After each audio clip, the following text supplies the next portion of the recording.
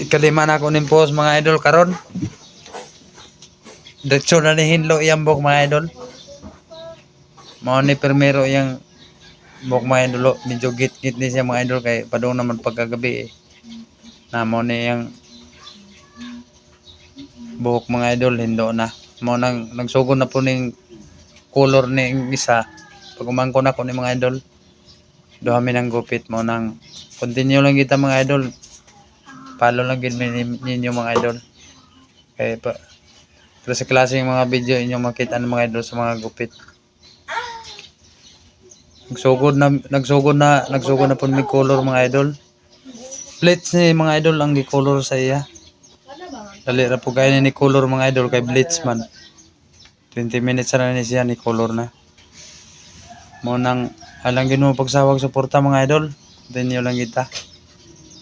Kay balo na magin mo mga idol nga katuod na magin mo mga idol kung kahamot ig paggupitan mga idol. Makabawi ra mi sa inyo mga idol. Portahan lang gid mi. Mo nang medyo na taw-tawran ni mga idol kay kaniyang buhok niya ang taas kay niyang nasa taas ang sa kilid mo kuan ubo. Mo nang continue lang kita mga idol.